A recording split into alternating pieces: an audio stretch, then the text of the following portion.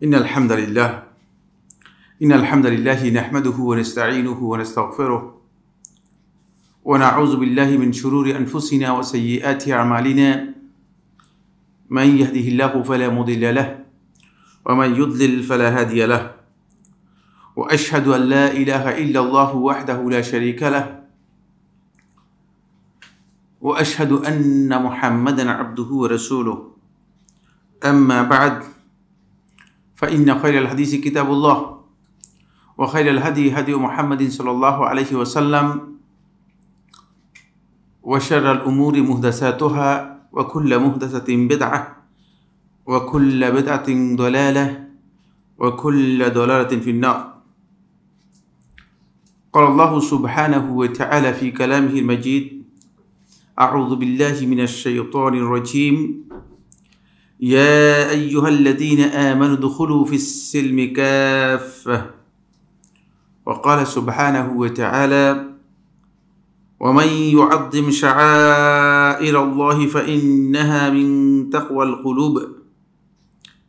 عن النعمان بن بشير رضي الله تعالى عنه قال: أن رسول الله صلى الله عليه وسلم قال: عباد الله لا تسون صفوفكم أو لا يخالفن الله بين قلوبكم. أخرجه البخاري ومسلم. সম্মানিত উপস্থিতি, আজকের এই ইয়াউমুল জুমার অত্যন্ত বরকতময় সময়, দোয়া কবুলের সময় আল্লাহ সুবহানাহু ওয়া তাআলা অত্যন্ত মেহেরবানি করে যে আমাদেরকে এখানে একত্রিত হওয়ার তৌফিক দিয়েছেন দ্বীনের জ্ঞান অর্জন করার জন্য, যেটি হচ্ছে শেখুল ইসলাম ইবনে তাইমিয়া রাহমাতুল্লাহি আলাইহি মাজমু ফাতাওয়ার মধ্যে উল্লেখ করেছেন যে ইন্না লিল্লাহি সুবহানাহু ওয়া তাআলা জান্নাতান ফিল আরদ ওয়া জান্নাতান ফিল আখিরাহ, যে আল্লাহ রাব্বুল আলামিনের দুনিয়াতে একটা জান্নাত আছে আর আখিরাতে একটা জান্নাত আছে। কি বলছি? যে আল্লাহ সুবহানাহু ওয়া তাআলার দুনিয়াতে একটা জান্নাত আছে আর আখিরাতে একটা জান্নাত আছে। ফামান লাম ইয়াদখুল ফি জান্নাতিদ দুনিয়া, যে ব্যক্তি দুনিয়ার জান্নাতে প্রবেশ করলো না, লাম ইয়াদখুল ফি জান্নাতিল আখিরাহ, সে আখিরাতের যে জান্নাত আছে সে জান্নাতে প্রবেশ করবে না। ওয়া জান্নাতুদ দুনিয়া, আর দুনিয়ার যে জান্নাত হচ্ছে হিয়া হিলাকুদ যিকর, এটা হচ্ছে আল্লাহ রাব্বুল আলামিনের জিকিরের হালকা। আল্লাহ সুবহানাহু ওয়া তাআলা এই অত্যন্ত গুরুত্বপূর্ণ একটি সময় যে আমাদেরকে মেহেরবানি করে আল্লাহ রাব্বুল আলামিনের এই হালাকুল জিকিরে অংশগ্রহণ করার তৌফিক দিয়েছেন, এই জন্য আল্লাহ তাআলা শুকরিয়া আদায় করি, আলহামদুলিল্লাহ। আমি অত্যন্ত দুঃখিত যে আসলে জুমার পরে আমার একটা মিটিং পড়ে গিয়েছে, ফলে মসজিদের মিটিং ৫-৭ মিনিট হয়, কিন্তু সেটা দীর্ঘায়িত হয়ে গিয়েছে। এই কারণে আসতে দেরি হয়ে গেছে, আপনাদের কাছে ক্ষমা চেয়ে নিচ্ছি এবং আল্লাহ তাআলার কাছে আমরা ক্ষমা চাই যেন আল্লাহ সুবহানাহু ওয়া তাআলা আমাদের সবাইকে ক্ষমা করেন। সালাফদের মানহাজের উপর আমরা গত আলোচনায় সপ্তম যে মূলনীতি রয়েছে সেই ম্যাক্সিমটি নিয়ে আমরা কথা বলছিলাম। এটি অত্যন্ত ইম্পর্ট্যান্ট একটি বিষয়, যদিও আমাদের অনেকের কাছেই মনে হবে যেন জিনিসগুলো খুব ক্ষুদ্র, ছোট। যেমন আমরা যখন তাওহীদের বিষয় নিয়ে আমরা কথা বলি তখন অনেকে মনে করে যে কী ব্যাপার, মানে এ আর কোনো প্রসঙ্গ পায় না, এত হইচই চলতেছে, মানে এত আন্দোলন চলতেছে, তো এই বেচারা তাওহীদের কথা নিয়ে বলে কেন? কারণ যার কাছে আসলে যে বিষয় গুরুত্ব, যে বুঝতে পেরেছে কোরআন হাদিস, যিনি বুঝতে পেরেছেন তিনি বুঝতে পারবেন যে কোনটা আসলে কতটুকু গুরুত্ব বহন করে, কোন কাজের ইম্পর্টেন্স কতটুকু। আমরা অনেকেই এই ইম্পর্টেন্স বিষয়টা অনেকে বুঝি না, ফলে দেখা যাচ্ছে যে অনেকের কাছে এটা প্রশ্ন যে কঠিন একটি বিষয়, কী বলছেন। একবার মক্কা থেকে আমাদের একজন অত্যন্ত সম্মানিত শেখ জিয়াদ আল কুরাশি হাফিজাহুল্লাহ তাআলা তিনি আসলেন। তো আমরা কিছু সংখ্যক লোক আমরা একত্রিত হলাম, আবার দেওবন্দি ঘরানার কিছু আলেম একত্রিত হলো। বাংলাদেশের সবচেয়ে রিনাউন্ড দেওবন্দি ঘরানার আলেম যারা, তারাই সেখানে উপস্থিত ছিলেন, আমি নাম বলবো না। তখন আমরা তাওহীদুল আসমা ও সিফাতের কিছু বিষয় সম্পর্কে তাদেরকে বললাম যে এই বিষয়গুলো সম্পর্কে আপনাদের যে আকীদা, এটা আহলুস সুন্নাত ওয়াল জামাতের আকীদার সাথে একেবারেই সাংঘর্ষিক, একেবারেই গ্রহণযোগ্য নয়। কিভাবে আপনারা এই বিষয়গুলো বিশ্লেষণ করবেন? তাদের একজন আমাদেরকে বললেন, এগুলো আমাদের আকীদা না। মানে সহজ পদ্ধতি হচ্ছে অস্বীকার করলে তো বললেন না, আর আপনি কোনো কিছু বলতে পারবেন না। তো আমি বললাম যে ভাই, যদি আপনার আকীদা না হয় তাহলে আপনার ক্লাসগুলোতে, মাদ্রাসাগুলোতে এগুলো পড়ানো হচ্ছে কি কারণে সেটা আগে বলেন। অন্যের আকীদা আপনি পড়ান কিভাবে? ঠিক আছে, আকীদা তো আমাদের দা, আপনাদের দা, কিন্তু আপনারা কি কারণে এগুলো পড়াচ্ছেন?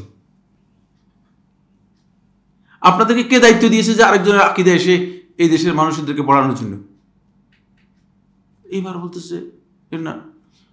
এরপর তিনি বলতেছেন যে, বলছি এগুলো আসলে ফারঈয়াত। আপনারা যারা আরবি বুঝেন না তারা হয়তো বুঝতে কঠিন হবে, যারা আরবি বুঝে এরা বুঝে। এগুলো হচ্ছে ফারঈয়াত, মানে শাখা প্রশাখা বিষয়, খুঁটিনাটি বিষয়।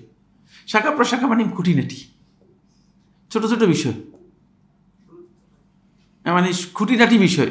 আজকের যে আমাদের আলোচনা সেটা এই বিষয়ের উপর, বুঝলেন না? এই জন্য ওই প্রসঙ্গটা টেনে আনছি, যাতে আমরা আজকের যে আলোচ্য বিষয় রয়েছে সেটাকে যথার্থ উপলব্ধি করতে পারি।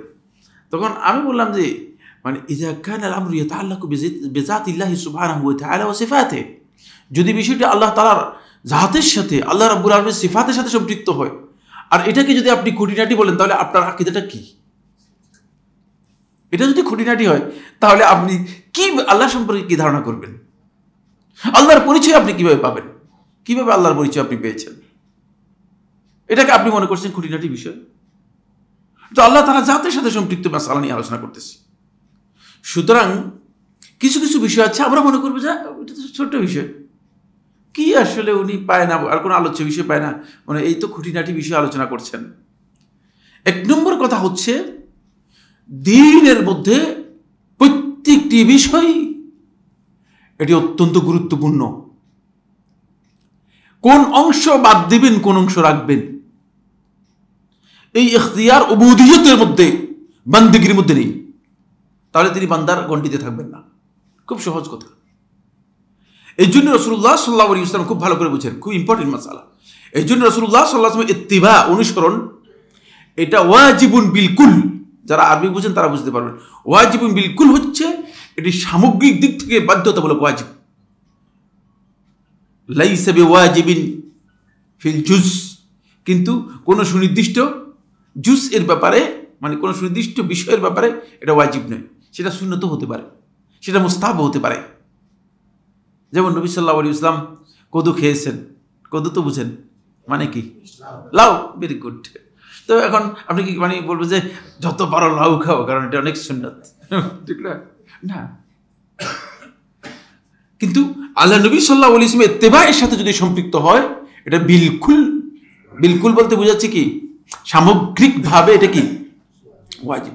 পরে হানাফি ফিকহের মধ্যে ইমাম আবু ইউসুফ রাহিমাহুল্লাহ তাআলা তার ফিকহের মধ্যে উল্লেখ করেন, তিনি বলেন, যদি কোনো ব্যক্তি এই কথা বলে, যদি এটা আমাদের বক্তব্য নয়, এটা আমাদের বক্তব্য নয়, হানাফি ফিকহ থেকে কোট করতেছি, যদি কোনো ব্যক্তি এই কথা বলে যে আমি লাউ খেতে পছন্দ করি না, ফাইন্নাহু ইস্তাতাব, তাকে তওবা করতে বলা হবে। যদি তওবা না করে, আমি আল্লাহ রাসূলের প্রতি আমার ঘৃণা নেই, যেহেতু আল্লাহ রাসূল পছন্দ করেছেন, তুমি অপছন্দ করতেছো, তওবা করতে বলা হবে। যদি তওবা না করে তাহলে হত্যা করা হবে। হত্যা করবেন কেন? হানাফিরা এত কঠোর কারণটা কি? এখানে তো বাংলাদেশের তো হানাফি ঘরে গিয়ে কবরের মধ্যে সিজদা দিয়ে দিচ্ছে, কদুর মাসালায় হত্যার কথা দিল কেন? চিন্তা করেন। দিন না বুঝার কারণে এত পদভ্রষ্ট হয়ে গিয়েছে যে শুধুমাত্র কদুর মাসআলায় বলা হচ্ছে যে ফাইন্নাহু ইস্তাতাব, তাকে তওবা করতে বলা হবে। আর যদি তওবা না করে, যেহেতু আল্লাহ রাসূল সাল্লাল্লাহু আলাইহি ওয়াসাল্লাম ভালোবাসার সাথে জড়িত একটি বিষয়, সেটাকে অস্বীকার করার কারণে তাকে হত্যা করা হবে, যেহেতু এটা ওয়াজিবুন বিলকুল, সামগ্রিকভাবে ওয়াজিব। রাসূলুল্লাহ সাল্লাল্লাহু আলাইহি ওয়াসাল্লাম সামগ্রিকভাবে ওয়াজিব। আসুন, সালাফদের এখানে যে ম্যাক্সিমটা বা কায়দাটা আমরা মূলনীতি আলোচনা করব, ইন্নাহুম ইউআযযিবুনা জামিআ উমুরিদ্দিন, দ্বীনের যতগুলো বিষয় আছে, যদি সেটা প্রমাণিত হয় দ্বীনের বিষয় প্রমাণিত হয়, তাহলে তারা সেটাকে ইউআযযিমুনা, এটাকে তারা সম্মান করবে, এটাকে বড় মর্যাদা দিবে, এটাকে ছোট করে দেখবে না। ইউআযযিমুনের বিপরীত হচ্ছে ছোট করে দেখা, ক্ষুদ্র করে দেখা। কোনো ব্যক্তি যদি প্রমাণিত দ্বীনের কোনো বিষয় সম্পর্কে তিনি মনে করেন যে না এটা ছোট, বুঝতে পেরেছেন, তাহলে বুঝতে হবে তিনি ভুল বুঝেছেন। যেমন মাথার মধ্যে টুপি দেওয়ার সুন্নত নাকি ওয়াজিব, কোনটা? হ্যাঁ, কোন কোন কোন আপনাদের হুকুম কি? হ্যাঁ হ্যাঁ, সুন্নাত না ওয়াজিব না ফরজ, কোনটা? বিভিন্ন জন বিভিন্ন কথা বলছে। মাথায় টুপি দেয়া এটা নবী সাল্লাল্লাহু আলাইহি ওয়াসাল্লামের হাদিস দ্বারা প্রমাণিত হয়নি, সহিহ হাদিস দ্বারা কি হয় নাই? প্রমাণিত হয় নাই। যদি প্রমাণিত হতো তাহলে আর আপনি কি পেতেন না? অ্যাক্সেস পেতেন না, কি পেতেন না? অ্যাক্সেস পেতেন না। সহিহ হাদিস এই মর্মে একটি সহিহ হাদিসও সাব্যস্ত হয়নি, একটি সহিহ হাদিস সাব্যস্ত হয়নি। সবগুলো এখানে দুর্বল হাদিস যা বর্ণিত হয়েছে সবগুলো কি দুর্বল এবং অত্যন্ত দুর্বল, শুধু দুর্বল নয়। ইমাম তিরমিজি রহমতুল্লাহ আবু কাবশা আনমারি রাহিমাহুল্লাহ তাআলা একটি হাদিস বর্ণনা করেছেন এবং ইমাম তিরমিজি রহমতুল্লাহ নিজেই বলেছেন মুনকার জিদ্দান। এছাড়া আর বাকিগুলো হাদিসই না, মানে হাদিসের পর্যায়ে পড়ে না, তাহকিকে সেগুলো হাদিসের পর্যায়ে পড়ে না। যাই হোক, এটা আমার আলোচ্য বিষয়, আমি বুঝাতে চাচ্ছিলাম যেটা সেটা হলো যদি দিনের বিষয় হিসেবে সহিহ হাদিসের মাধ্যমে সাব্যস্ত হতো, সেটা টুপি হলেও কি হতো? অবশ্যই আমার কাছে গুরুত্ব পেত, অবশ্যই আমার কাছে কি পেত? গুরুত্ব পেত। যেমন নবী সাল্লাল্লাহু আলাইহি ওয়াসাল্লাম মিসওয়াক সাব্যস্ত হয়েছে কিনা? হ্যাঁ, মিসওয়াকের ব্যাপারে হাদিস আছে, মিসওয়াকের হাদিসগুলো মুতাওয়াতির পর্যায়ে বর্ণনা। সুতরাং কোনো ব্যক্তি যদি মনে করে যে আরে মিসওয়াক নিয়ে উপহাস করা বা ঠাট্টা করা অথবা মিসওয়াক নিয়ে ভুল কোনো কনসেপ্ট কাউকে দেয়া, এই ব্যক্তি মূলত নবী সাল্লাল্লাহু আলাইহি ওয়াসাল্লামের দুশমন, আর এই ব্যক্তি সালাফদের মানহাজের পরিপন্থী। যদিও এটা ছোট হয়, মিসওয়াক না করলে তাকে কিছু বলবো না, মুখের মধ্যে দুর্গন্ধ থাকবে আর কি, একটু অ্যাভয়েড করে চলবেন। কিন্তু মিসওয়াককে যদি কোনো কারণে সে ব্যক্তি কোনো না কোনোভাবে ঠাট্টা বিদ্রূপের স্থলে নিয়ে যায়, তাহলে আপনি নিশ্চিত হবেন যে এই ব্যক্তির মধ্যে নবী সাল্লাল্লাহু আলাইহি ওয়াসাল্লামের ব্যাপারে কি রয়েছে? সন্দেহ রয়েছে, নবী সাল্লাল্লাহু আলাইহি ওয়াসাল্লামের দ্বীনের ব্যাপারে সন্দেহ রয়েছে। ফাইন্নাহুম ইউআযযিমুনা জামিআ উমুরুদ্দীন, দ্বীনের সমস্ত বিষয়কে তারা সবচেয়ে বেশি গুরুত্ব দিয়ে থাকে, শ্রেষ্ঠ মনে করে থাকে, ছোট বড় যা আছে সবটাই, সমস্ত বিষয় বলতে মানে এখানে ভাগাভাগি করে না। এর সামনে আসবে মানে যারা এর বিপরীতে সালাফদের মানহাজকে কি করেছে? উপেক্ষা করেছে, তারা কিভাবে ভাগ করেছে সেটা আমি আলোচনার মধ্যে আনব। ফায়াদউনা ইলা মা দাআ ইলাইহি নবী সাল্লাল্লাহু আলাইহি ওয়াসাল্লাম কদর আল ইসতিতাআ, ফলে তারা ওই দিকেই মানুষদেরকে আহ্বান করে ডাকে। মানে শুধুমাত্র আসেন তসবিহ কি করি, তসবিহ জপি। আর নজরুল ইসলামের একটাই আছে কি যায় যে নাম জপিল কি, যে জপিল আল্লাহর নাম কি জানি আছে, হ্যাঁ নবীর নাম জপে। আরে কি খাতা, সুবহানাল্লাহ। মুসলিম ছিল না, আপনারা জানেন কিনা? মুসলিমও ছিল না। আসলে কি বক্তব্য দিয়েছে, মানে এর কোনো ভিত্তি নেই, আল্লাহ তাআলা কোরআনের প্রত্যেকটা জায়গায় আল্লাহর জিকিরের কথা বলেছে, আর এই লোকে কি বলে? আর জিকির আর জপা এক জিনিস নয়, এটা আপনার খেয়াল রাখবেন, বুঝলেন না? ভুল মাসআলা হয়েছে আলেমদের বিকৃতির কারণে। আলেমরা জিকিরকে জপার মধ্যে নিয়ে গেছে, জপার কোনো বিধান ইসলামের মধ্যে নেই। ইসলামে জপার কোনো, জিকির হচ্ছে যেই জায়গায় আল্লাহ তাআলার নাম স্মরণ করা দরকার সেখানে আল্লাহ তাআলার নাম স্মরণ করা, ভুলে না যাওয়া, বুঝে আসছে? এটা হচ্ছে জিকির, এটা হচ্ছে কি জিকির। এখন চুরি করতে গেছেন, আল্লাহ মাফ করে যান, আপনার কেউ যদি না যান, বুঝতে পেরেছেন? এমনি কিছু সংখ্যক ইতিমধ্যে গিয়ে ছাত্ররা গিয়ে ওদের না গণভবনের জিনিস চুরি করে নিয়ে আসছে, খুব খারাপ লেগেছে আমার কাছে। আপনাদের কাছে মনে হয় ভালো লাগছে না? না এটা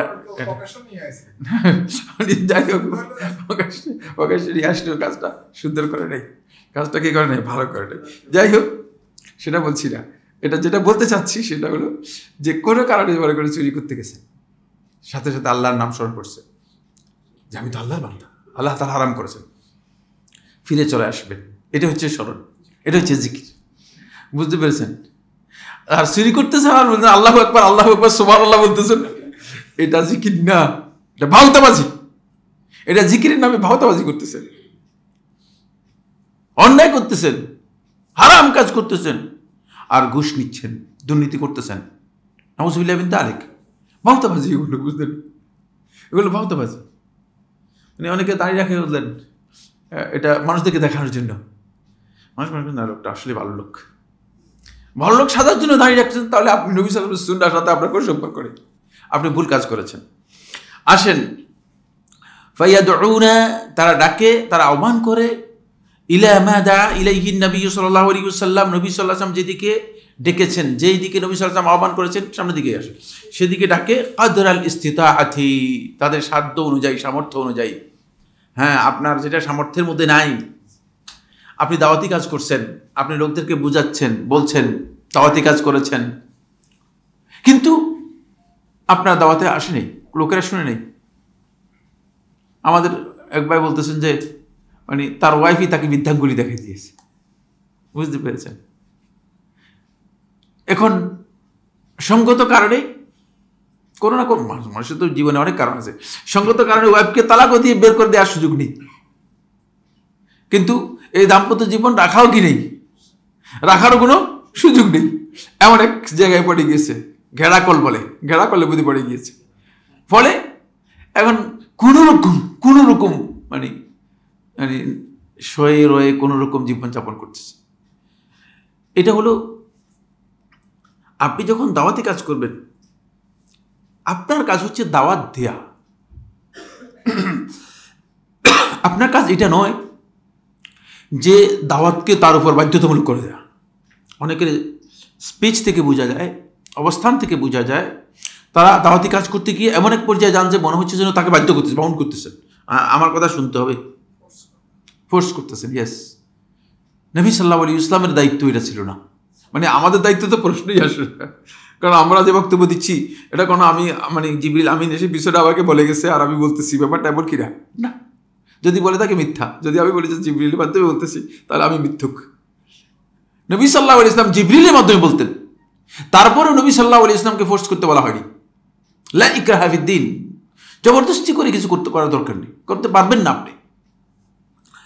আসুন, এখানে গুরুত্বপূর্ণ বিষয় হচ্ছে, দলিলগুলো আগে আলোচনা করি, তারপর আমি যে সমস্ত মানহাজ, আহলুস সুন্নাত ওয়াল জামাতের মানহাজ অথবা সেলেফদের মানহাজের বিপরীতে দ্বীনের এই বিষয়গুলো নিয়ে তৈরি হয়েছে, সেগুলো সম্পর্কে কথা বলবো।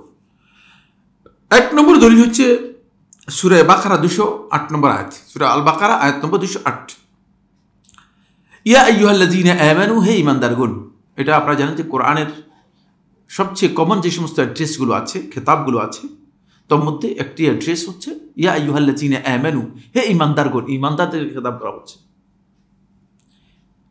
উদখুলু ফিস সিলমি কাফা, তোমরা ফিস সিলমি, শান্তির মধ্যে প্রবেশ করো। দেখছেন, ইসলামকে আল্লাহ সুবহানাহু ওয়া তাআলা আয়াতের মধ্যে ইসলাম শব্দ ব্যবহার করেন নাই, কারণ এই দিনটা আপনি যখনই প্রবেশ করবেন তখনই আপনাকে নিশ্চয়তা দিবে জাহান্নামের আগুন থেকে, স্থায়ীভাবে আপনি বেঁচে গেছেন। স্থায়ীভাবে বেঁচে গেছেন অর্থ কি, কে বলতে পারবে? স্থায়ীভাবে বেঁচে যাওয়া মানে, হ্যাঁ, মানে আপনি স্থায়ীভাবে আর জাহান্নামী হবেন না, না না, বিনা হিসেবে স্থায়ীভাবে জাহান্নামী হবেন না, আপনি একদিন না একদিন জান্নাতি হবেনই। এখন আপনার মানে বাঁচার প্রথম স্টেজ সেটা হলো এই, আপনি যখনই প্রবেশ করেছেন এই দিনের মধ্যে, তখন আপনাকে এমন শান্তি দিয়েছে যে আপনি জাহান্নামে গেলেও আপনি জান্নাতের একটা ঠিকানা আপনার নির্দিষ্ট করে নিয়েছেন। বুঝতে পেরেছেন? বুঝতে পেরেছেন?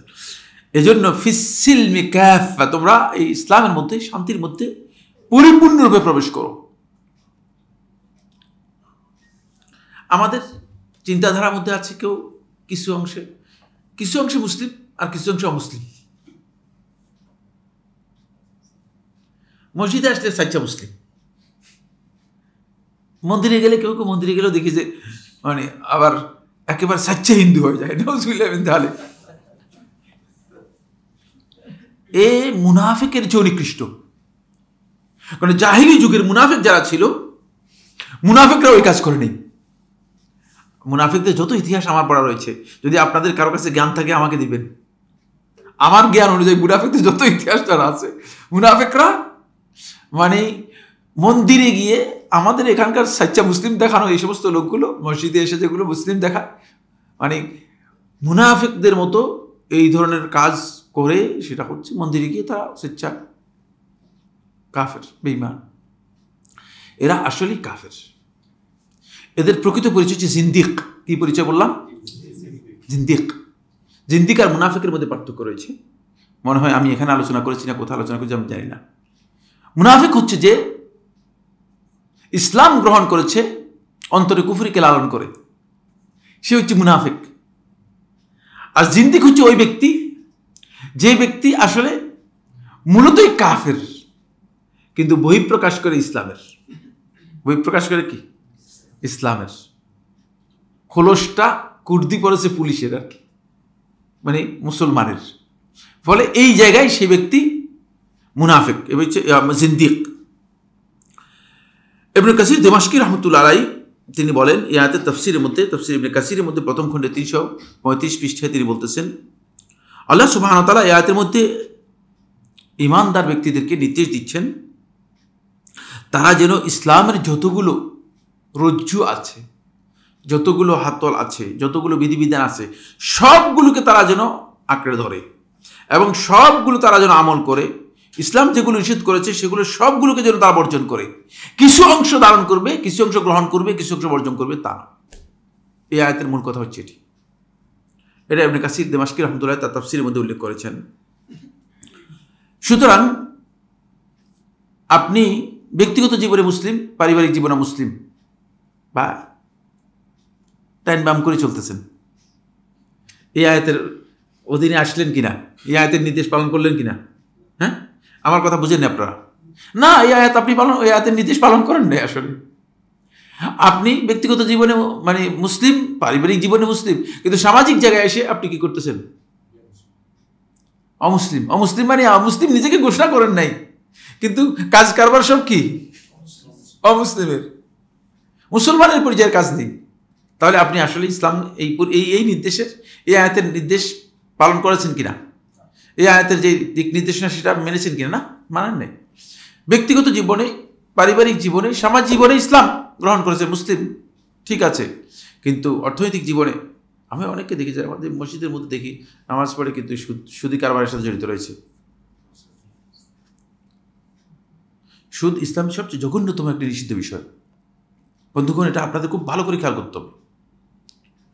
সর্বশেষ ইসলামে অবতীর্ণ বিধান, এরপরে রাসূলুল্লাহ সাল্লাল্লাহু আলাইহি ওয়াসাল্লাম মৃত্যু হয়ে গিয়েছে, আর কোনো বিধান আসে নাই। সর্বশেষ বিধান দেওয়া হয়েছে, সুদের হারাম করা হয়েছে। বুঝতে পেরেছেন? একটাই বিধান, যে বিধানের ব্যাপারে আল্লাহ তাআলা আয়াত নাজিল করেছেন আল্লাহ এবং তার রাসূলের পক্ষ থেকে যুদ্ধের, বুঝছেন, না মানলে সোজা যুদ্ধ। কই আমাদের তো যুদ্ধ তো দূরের কথা, মানে সুদ, মানে এখন আমাদের এখানে কনসেপ্ট হচ্ছে সুদ যদি না হয় তাহলে তো অর্থনীতিই চলবে না। অর্থনীতি বলতে সুদকে বোঝায়, সুদ বলতে কি অর্থনীতিকে বোঝায়। পুরাই উল্টা হয়ে গিয়েছে, পুরাই মানে মিসকনসেপ্ট নিয়ে গিয়েছে। ফলে সুদ থেকে বাঁচার মানে কোনো ধরনের চিন্তা আমাদের মধ্যে নেই। তাহলে তিনি কি আসলে ইসলামে পরিপূর্ণ প্রবেশ করতে পেরেছেন? না, মোটেও না। অর্থনৈতিক জীবনে অনেক আছে সুদ টুদ খায় না, ঠিক আছে, খুব ভদ্রলোক, কিন্তু হিসাব কষে মানে সম্পদের জাকাতটুকু দেয় না। এরকম আমরা একটা পরিসংখ্যান হয়েছে, গবেষণা হয়েছে, 22,000 কোটি টাকা যদি যাদের অর্থ আছে এরা যদি জাকাত দেয় তাহলে বাংলাদেশে জাকাত আদায় হবে। তো 22,000 কোটি টাকা যদি এইভাবে জাকাত আদায় হয় তাহলে 2-3 বছরের মধ্যে যে সমস্ত হতদরিদ্র মানুষ আছে সবগুলোকে দরিদ্র সীমা থেকে কি করা যাবে, মানে এদেরকে উঠানো সম্ভব, পসিবল। কিন্তু হিসাব করে টাকা দেয় না, জাকাত দেয় না, লামসাম জাকাত দিয়ে আল্লাহ তাআলাকে সন্তুষ্ট করার জন্য চেষ্টা করতেছে। তাহলে সে কি আসলে ইসলামের মধ্যে প্রবেশ করছে? হ্যাঁ, ইসলাম তার এমনি মানে এটা শো আর কি। তো এভাবে যদি আমি হিসাব করি তাহলে কিন্তু আমরা অনেকেই বাদ পড়ে যাব। মানে আপনারা রাগ করেন না, আমার রাগ করতেছেন নাকি? সবাই মনে করতেছে কি আজকে কি আমাদেরকে ধরা সেটা আসছে না, কিন্তু আসলে কিচ্ছু না। কারণ এইভাবে প্রত্যেকেই আমরা অনেকেই যদি হিসাব করি তাহলে দেখবো যে আমরা অনেকেই মানে এই আয়াতের যে নির্দেশনা আছে এর আওতাভুক্ত না হয়ে বাইরে চলে যাব। আল্লাহর বিধান মানি নেই আমরা, কিছু অংশে মানতেছি, কিছু অংশে মানতেছি। 2 নম্বর আয়াত, সূরা হজ্জের 32 নম্বর আয়াত, 2 নম্বর দলিল। আল্লাহ তাআলা ইরশাদ করেন, ওমান ইউআযযিম শাআইরাল্লাহি ফাইন্নাহা মিন তাকওয়াল কুলুব। আর যে ব্যক্তি আল্লাহ তাআলার নিদর্শনগুলোকে সম্মান প্রদর্শন করবে, এগুলোকে গুরুত্ব দিবে, এগুলো বড়ত্ব দেখাবে, ফাইন্নাহা মিন তাকওয়াল কুলুব, এই কাজটি তার অন্তরের তাকওয়ার পরিচায়ক হবে। এটা হলো যেই জিনিসগুলোকে আল্লাহ তাআলা এই পৃথিবীতে আল্লাহ তাআলা শাআইর হিসেবে নির্দিষ্ট করে দিয়েছেন, এত গুরুত্বপূর্ণ বিষয়, এগুলোকে আল্লাহ তাআলা শাআইর হচ্ছে নিদর্শন, এগুলো দেখে আপনি আল্লাহ রাব্বুল আলামিনের কথা স্মরণ করবেন এবং পরিচয় পাবেন। যেমন একটা উদাহরণ, হ্যাঁ, মাকাম ইব্রাহিম একটা উদাহরণ। হ্যাঁ, এছাড়া এত দূরে যান কেন আপনারা? মানে আপনারা যাচ্ছেন যে মানে আমরা সবাই চলে যাচ্ছি যে সৌদি আরবে, তো এখানে যারা সৌদি আরব যায় নাই, বেশিরভাগ সৌদি আরব যায় নাই, ঠিকঠাক, এরা তো দেখে নাই। এই যে মসজিদগুলো, এগুলো শাআইরুল্লাহ, মসজিদগুলো শাআইরুল্লাহ, আল্লাহর নিদর্শন, বুঝতে পেরেছেন? ওয়া আন্নাল মাসাজিদা লিল্লাহ ফালা তাদউ মা আল্লাহি আহাদা, এগুলো আল্লাহ রাব্বুল আলামিনের স্মরণকে আমাদেরকে স্পষ্ট করে দিচ্ছে। এজন্য এগুলোর মর্যাদা অনেক বেশি। এজন্য কোনো ব্যক্তিকে যখন দেখবেন আপনি মসজিদ ভাঙতেছে আর দলিলের প্রয়োজন নেই তার কুফরির ব্যাপারে, তারা গিয়ে জিজ্ঞেস করতে হবে না কেন কেন ভাই আপনি কি কাফের কিনা, বুঝতে পেরেছেন? দলিল দরকার আছে কিনা, কথাগুলো বুঝেন, খুবই গুরুত্বপূর্ণ পয়েন্ট, কিন্তু খুবই ইম্পর্টেন্ট বিষয়।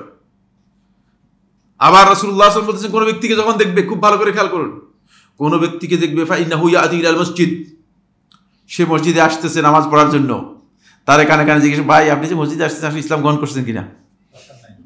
কোনো দরকার নেই, দেখছেন, কোনো দরকার নেই। শাআইরুল্লাহ, এই যে কিবলা, জিহাদুল কিবলা, এটা শাআইরুল্লাহ। ফলে আল্লাহ রাসূল সাল্লাল্লাহু আলাইহি ওয়াসাল্লাম বলেছেন, যে ব্যক্তি কিবলার দিকে বা মসজিদের কিবলা মুখে থুতু ফেলবে, তাহলে সেই ব্যক্তি হারাম কাজ করলো এবং আল্লাহ রাব্বুল আলামিন তার উপর লানত পেশ করবে, লানত দিবেন। চিন্তা করছেন মর্যাদা কি এর? হাইসুমা কুনতুম ফাওয়াল্লু উজুহাকুম শাতরা, তোমরা পৃথিবীর যেখানে থাকো না কেন, ফাওয়াল্লু উজুহাকুম শাতরা, তোমরা তোমাদের মুখ সেদিকে ফিরাবে। তাহলে এখান থেকে স্পষ্ট বোঝা যাচ্ছে, খুবই স্পষ্ট, যে এটা যে কত গুরুত্বপূর্ণ বিষয়। ফলে আপনি কিবলার দিকে মুখ করে পেশাব পায়খানা করতে আপনাকে নিষেধ করা হয়েছে, মুখ করতে পারবেন না, পিছনে দিতে পারবেন না। দেখছেন, খুবই গুরুত্বপূর্ণ বিষয় ইসলাম। এগুলো আল্লাহ তাআলা শাআইর, এগুলোকে যে ব্যক্তি সত্যিকার মর্যাদা দিবে, গুরুত্ব দিবে, সুতরাং এটা ছোট করে দেখার সুযোগ আছে নাকি? এখন ইদানিং কিছু সংখ্যক লোক বের হয়েছে, একবারে মাথার মধ্যে ঘিলু কম। আরে মসজিদের মধ্যে মানে অসুবিধা কিসের? মসজিদে কিছু হইচই করে, রাসূলুল্লাহ নিষেধ করেছেন হাদিসের মধ্যে। কোন দিন যদি মসজিদের মধ্যে দেখলাম যে আমি ছিলাম মসজিদে, আমাদের এই মসজিদে, তাই নাকি? আমি তো ছিলাম না, যাই হোক, মানে একদিন থেকে যে এত হয়েছে, ইন্না লিল্লাহি ওয়া ইন্না ইলাইহি রাজিউন, মানে এই লোকগুলো মানে এরা নিজেরা ইসলাম, নিজেদেরকে মুসলিম দাবি করতেছে কিসের ভিত্তিতে? তা আল্লাহর ঘরের মর্যাদাই বুঝে নেই।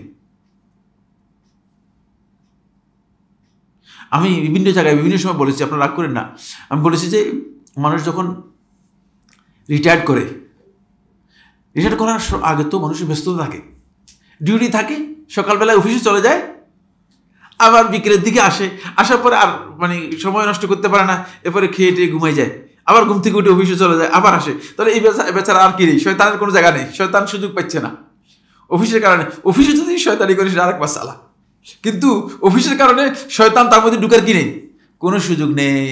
যখন রিটায়ার্ড করে শয়তান লানতুল্লাহ আসে খুব সুন্দর করে এসে বলে যে তোর তো এখন ভালো সময়, তোর এখন মসজিদ কমিটির চেয়ারম্যান হওয়া দরকার, মসজিদ কমিটির সভাপতি হওয়া দরকার, যাতে করে সে গোটা জিন্দিগির সমস্ত আমল বরবাদ করে জাহান্নামে যাওয়ার পথ খুলে যায়।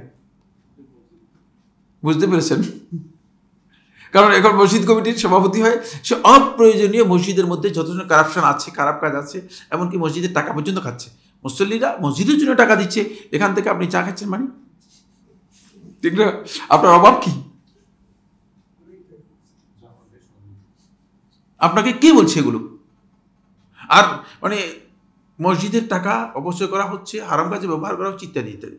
ফলে এই ব্যক্তি, আরও তো অনেক বিষয় রয়েছে, সার্জরিতে আরও অনেক বিষয় রয়েছে, এই ব্যক্তি নিজের জীবনের শেষ অংশটুকু তার ধারণা অনুযায়ী, তার বিবেচনা অনুযায়ী খুব ভালো কাজে লাগাচ্ছে।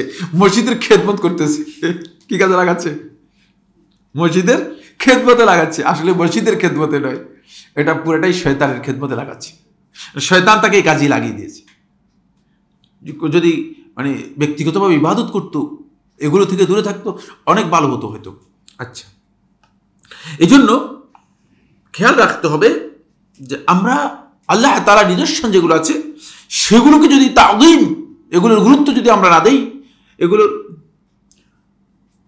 গুরুত্ব যদি আমরা না দেই, তাহলে আমরা সত্যিকার নিজেদের অন্তর্মধ্যে যেভাবে তাকওয়া অর্জন করা দরকার সেটি অর্জন করতে পারবো। কিন্তু সেটা হয়তো ছোট জিনিস। দেখছেন, কয়েকটা উদাহরণ দিয়েছি, কিন্তু অনেক বড় জিনিস না। আমি উদাহরণগুলো ছোট ছোট দিচ্ছি, মানে বড়গুলো তো অন্য বিষয়, মানে এগুলো ফরজ কাজ নয়, কিন্তু এগুলোর বিধান ইসলামে দেয়া আছে, যেহেতু সামনে আলোচনার মধ্যে এই কথাগুলো আসবে।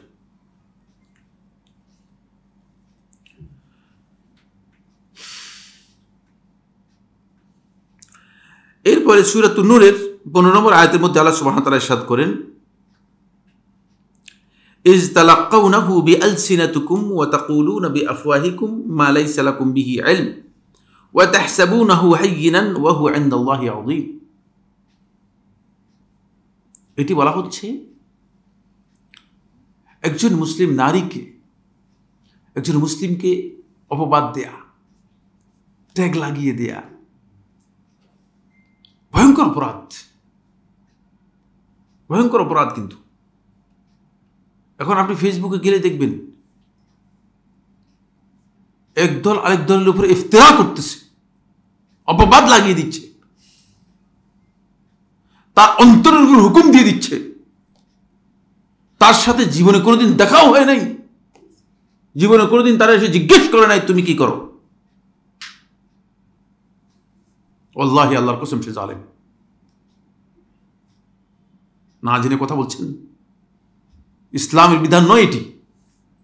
দেখা যাচ্ছে অনেককে বোঝা যায় এই কথা, মানে বিভিন্ন ধরনের ট্যাগ লাগিয়ে দিচ্ছে, শ্রেণী বিন্যাস করে দিচ্ছে, মানে কাউকে জান্নাতি বানা দিচ্ছে, কাউকে জাহান্নামী বানা দিচ্ছে, ইত্যাদি ইত্যাদি, প্রচুর।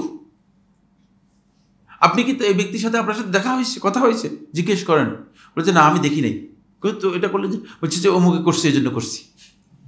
খবরদার, এগুলো করবেন না, আটকা পড়ে যাবেন।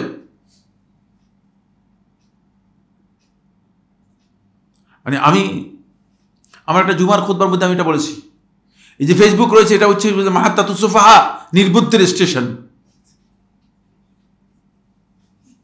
এদের অধিকাংশেরই বললেন পৃথিবীর কোনো ইউনিভার্সিটিতে চাকরি নেই, স্কুলেও চাকরি নেই, কলেজেও চাকরি নেই, এদের নিজস্ব চাকরি শয়তানে দিয়েছে কোথায়?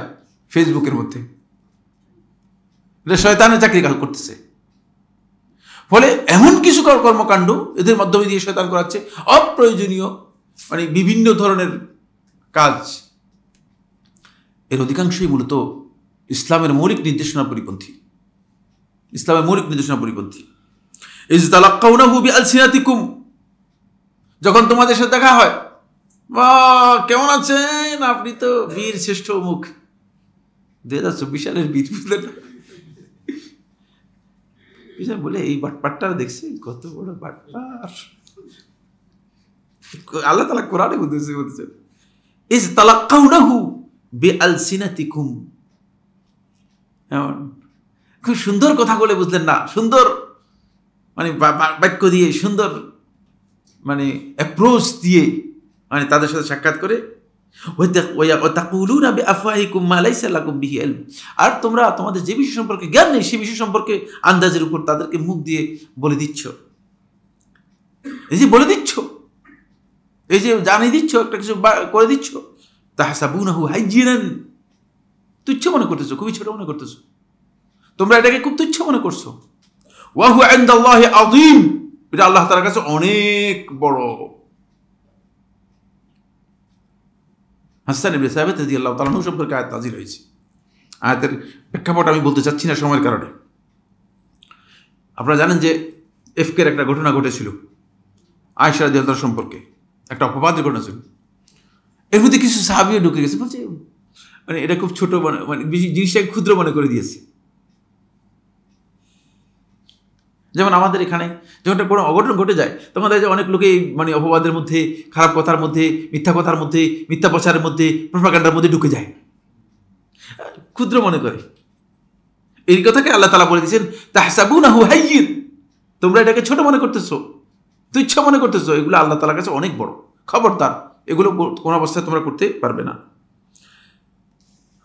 এই তিনটি হচ্ছে কোরআনের দলিল, যেগুলোর মধ্যে খুবই ক্ষুদ্র বিষয়কে, খুবই সাধারণ বিষয়কে অ্যাড্রেস করা হয়েছে, যেগুলো ইমানদার ব্যক্তিদের উবুদিয়তের সাথে জড়িত। বিষয়গুলো ক্ষুদ্র, বিষয়গুলো কি ছোট। সামনে আলোচনার মধ্যে আসবে, আরো কথা আসবে। এরপরে হাদিসের দলিল। এই হাদিসটি ইমাম বুখারী রাহিমাহুল্লাহ তাআলা তার সহিতে বর্ণনা করেছেন 685 নম্বর হাদিস। ইমাম মুসলিম রাহিমাহুল্লাহ তাআলা সহিতে বর্ণনা করেছেন হাদিস নম্বর 436, হাদিস নম্বর 436। সহিহ বুখারী ও মুসলিমের হাদিসকে বলা হয় থাকে মুত্তাফাকুন আলাইহি হাদিস। এর মর্যাদা অনেক বেশি, এর গুরুত্ব কি অনেক বেশি, কারণ দুইটা সাপোর্ট পেয়েছে দুইটা সহিহ হাদিসের, এটা এই জন্য অনেক বেশি শক্তিশালী। নুমান ইবনে বাশীর রাদিয়াল্লাহু তাআলা বর্ণনা করেন, তিনি তার আব্বা দুজনই সাহাবী ছিলেন। তিনি সর্বপ্রথম ব্যক্তি নুমান ইবনে বাশীর রাদিয়াল্লাহু তাআলা মদিনায় আসার পরে জন্মগ্রহণ করেছেন। রাসূলুল্লাহ সাল্লাল্লাহু আলাইহি ওয়াসাল্লাম মদিনায় আসার পরে জন্মগ্রহণ করেছেন। রাসূলুল্লাহ আসার পরেই যে সংবাদ পেয়েছে যে একটা ছেলে জন্মগ্রহণ করেছে, সে তার নাম রাখা হয়েছে নুমান। সে হচ্ছে নুমান ইবনে বাশীর রাদিয়াল্লাহু তাআলা আনহু। তিনি বলেন রাসূলুল্লাহ সাল্লাল্লাহু আলাইহি ওয়াসাল্লাম ইরশাদ করেছেন, ইবাদাল্লাহ, হে আল্লাহর বান্দাগণ। এটা আল্লাহ রাসূল সাল্লাল্লাহু আলাইহি ওয়াসাল্লামের বিশেষ অ্যাড্রেস। হতে পারে কোনো খুতবার মধ্যে বলেছেন অথবা জুমার খুতবার মধ্যে বলেছেন। ইবাদাল্লাহ, হে আল্লাহর বান্দাগণ, লা তুসাউন্না সুফুফাকুম, অবশ্যই তোমরা তোমাদের সালাতের কাতারগুলোকে কি করবে, সোজা করবে। আও, অথবা যদি সোজা না করো, অন্যথা বলা হচ্ছে, অন্যথা লা ইউখালিফান্নাল্লাহু বাইনা কুলুবিকুম, আল্লাহ রাব্বুল আলামিন তোমাদের অন্তরের মধ্যে বৈষম্য তৈরি করে দিবেন, বৈপরীত্য তৈরি করে দিবেন। নাউযুবিল্লাহ। ওয়া ফি লাফজিন, সহিহ বুখারী ও মুসলিমের আরেক riwayতের মধ্যে এসেছে, আও অথবা লা ইউখালিফান্নাল্লাহু বাইনা উজুহিকুম, আল্লাহ রাব্বুল আলামিন তোমাদের চেহারার মধ্যে দূরত্ব তৈরি করে দিবেন। কথাটা খুবই ছোট, কিন্তু এর পরিণতি কি ভয়াবহ। আপনি মসজিদগুলোতে যান, কাতার দেখেন যদি মানে আপনি যদি নামাজ না পড়ি দাঁড়াই দেখেন যে কাতারটা সোজা করছে কিনা, দেখবেন যে কত বাঁকা হয়েছে, সাপের মতো মোটামুটি। কেন সোজা করতে পারতেছে না? রাসূলুল্লাহ সাল্লাল্লাহু আলাইহি ওয়াসাল্লাম এত গুরুত্ব দিয়েছেন, কেন সোজা করতে পারতেছে? সোজা করতে না পারার কারণ কি? কারণ হচ্ছে সোজাটা করার জন্য এটা হচ্ছে কমান্ডিং, কমান্ডারের কমান্ডার নেই। এটা বুঝছেন কিনা? না বুঝেন নাই। ইমাম সাহেব বলবে যে কাতার সোজা করেন, কিন্তু জাহিলিয়ত এমন এক পর্যায়ে চলে গিয়েছে যে এটা ইকামতের অংশ হিসেবে নিয়ে গেছে, এটা ইকামতের সাথে যোগ করা হারাম। খুব ভালো করে খেয়াল করুন, একজন রাগ করবেন না, আমার উপর রাগ করে কিছু লাভ হবে না। অবশ্যই না, ইমাম সাহেব বলবেন সেটা। আর দুই নম্বর হচ্ছে কোন অবস্থাতেই ইকামতের বিষয় না, এটা ইকামতের সাথে যুক্ত করার বৈধতা নেই। তাহলে রাসূলুল্লাহ সাল্লাল্লাহু আলাইহি ওয়াসাল্লাম ইকামতের মধ্যে যুক্ত করে দিতেন। আমরা বুঝেন বিষয়টা, ইকামতের লফজগুলো ওহী দ্বারা অবতীর্ণ, ইকামত এবং আযানের শব্দগুলো ওহীর মাধ্যমে এসেছে, এবং রাসূলুল্লাহ সাল্লাল্লাহু আলাইহি ওয়াসাল্লাম ঠিক যেভাবে ওহীর মাধ্যমে এসেছে রাসূলুল্লাহ সাল্লাল্লাহু আলাইহি ওয়াসাল্লাম সেভাবেই এগুলো রেখেছেন। সুতরাং এখানে বৈধ নয় যে একটা কথা আপনি বাড়াবেন। ঠিক অনুরূপভাবে ইকামতের পরে ইমাম সাহেবও ততটুকু বলবেন, ততটুকু যতটুকু রাসূলুল্লাহ সাল্লাল্লাহু আলাইহি ওয়াসাল্লাম বলেছেন, এর বাইরে বৃদ্ধি করাও জায়েজ নেই। জুতাগুলো পকেটে রাখেন, মোবাইলগুলো সাইলেন্ট করেন, নাউযুবিল্লাহি মিন যালিক। কে এগুলি শিক্ষা দিয়েছে? কোথায় থেকে পেয়েছেন?